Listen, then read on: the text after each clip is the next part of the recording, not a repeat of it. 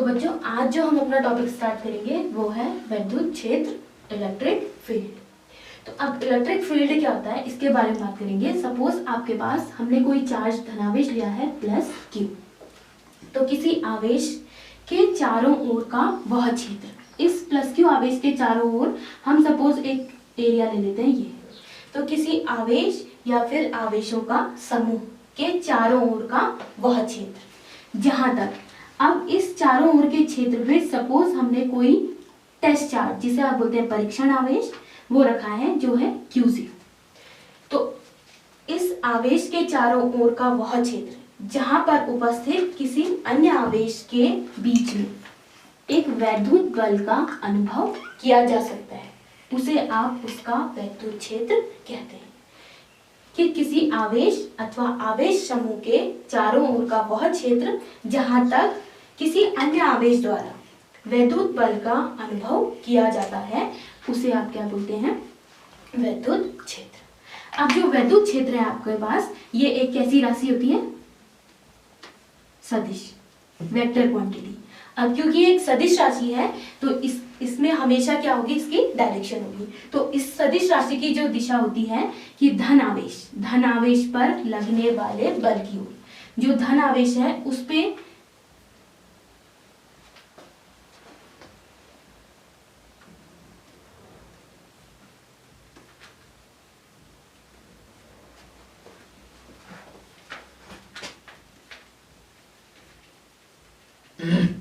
जो वैद्युत क्षेत्र की जो दिशा होती है वो धनावेश पर लगने वाले बल की ओर होती है। जिस दिशा में धनावेश आपका लगेगा उसी दिशा में वैद्युत बल की आपकी दिशा होती है।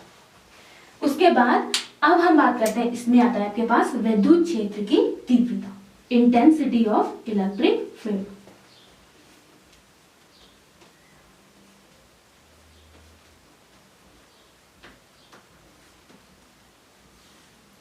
तो विद्युत क्षेत्र की तीव्रता, इंटेंसिटी क्या होती है।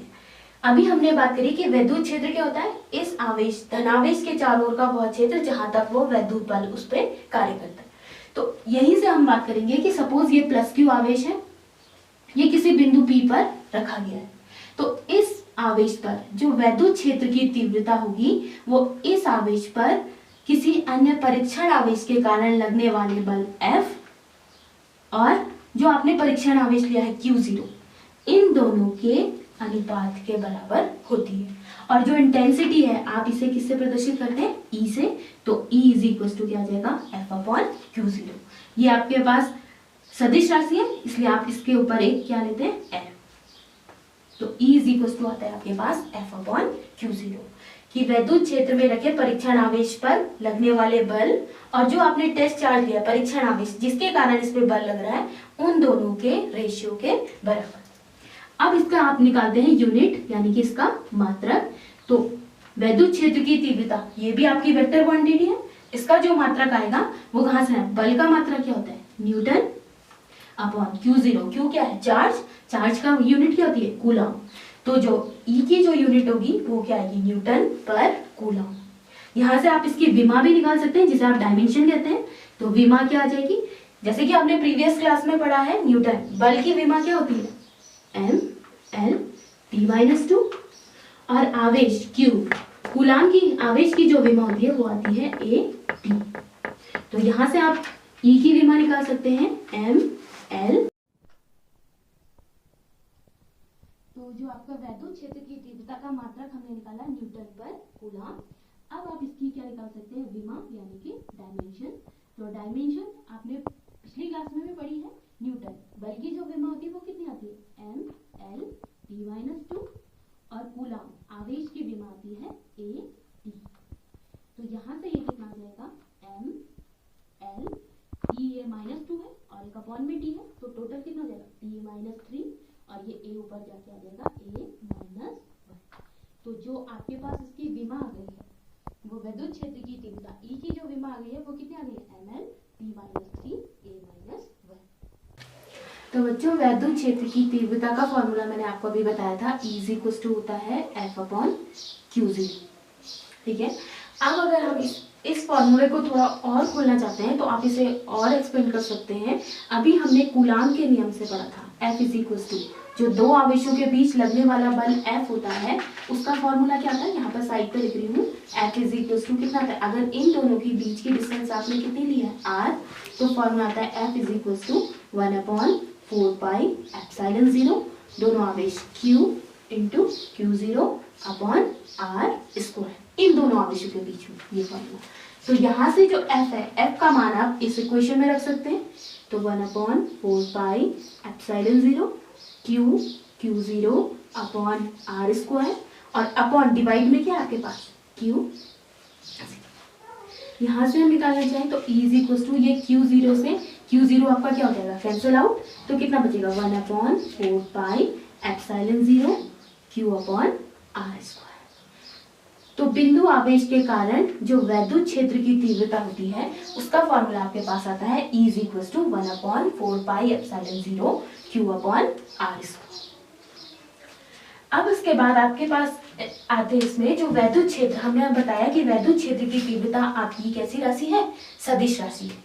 तो सदिश राशि है, तो सदिश राशि अगर ये है तो इसकी दिशा भी होगी। तो मैं आपको वैद्युत क्षेत्र की तीव्रता की जो दिशा होती है, E की दिशा, उसको बता देती हूँ।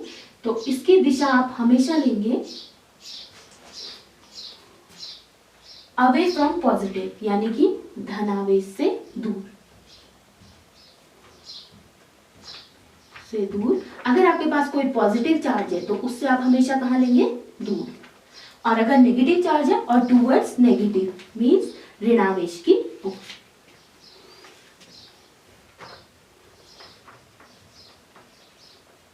तो माइनस चार्ज है अगर कहीं पर तो ऋणावेश की ओर। ये आपको वैद्युत क्षेत्र की तीव्रता की डायरेक्शन होती है, हमेशा पॉजिटिव चार्ज से दूर और नेगेटिव चार्ज की ओर।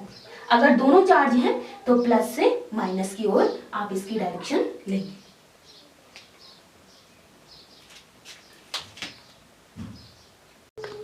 अब बच्चों इसी टॉपिक पे बेस्ड हम एक क्वेश्चन करेंगे। तो पहले मैं क्वेश्चन पढ़ लेती हूँ। दो बिंदु आवेश QA 3 माइक्रोकूलम तथा QB -3 माइक्रोकूलम निर्वात में एक दूसरे से 20 सेंटीमीटर दूरी पर रखे गए हैं।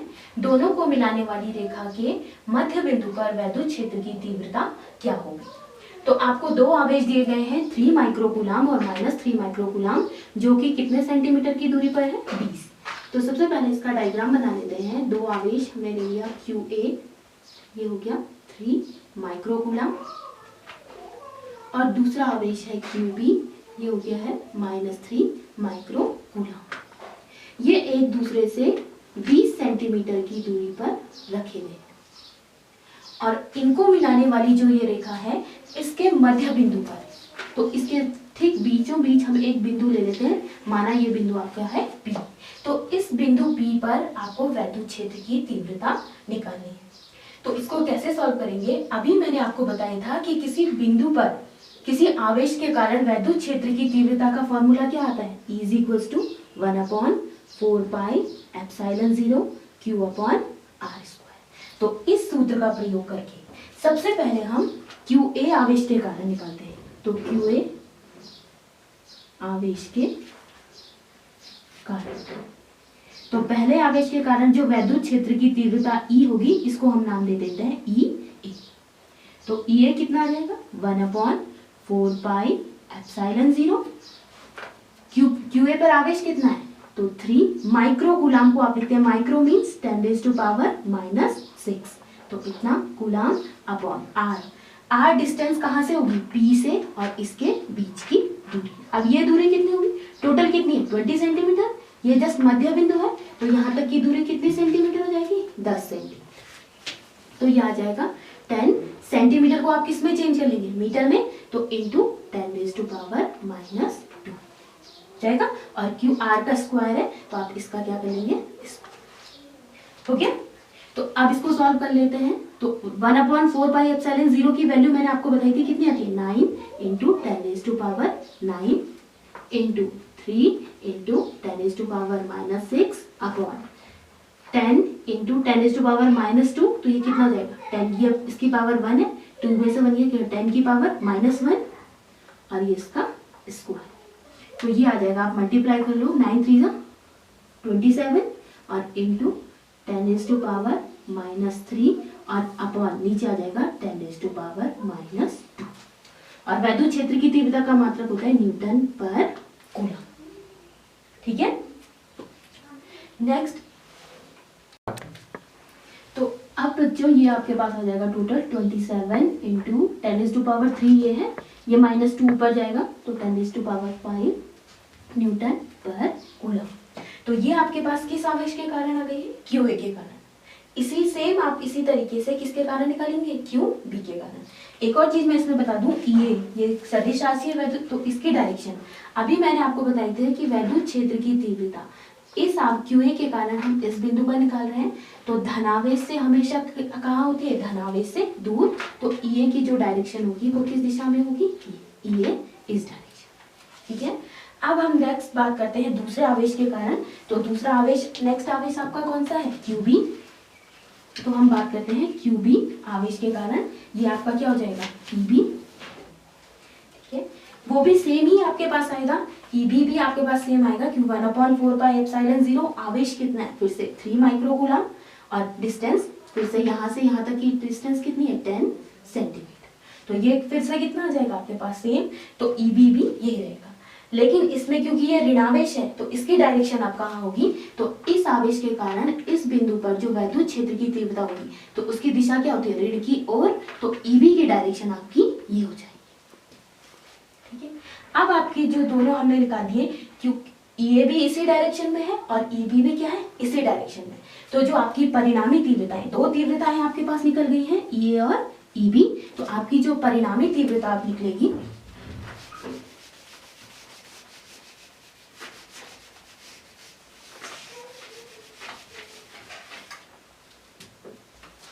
कर देती हूँ।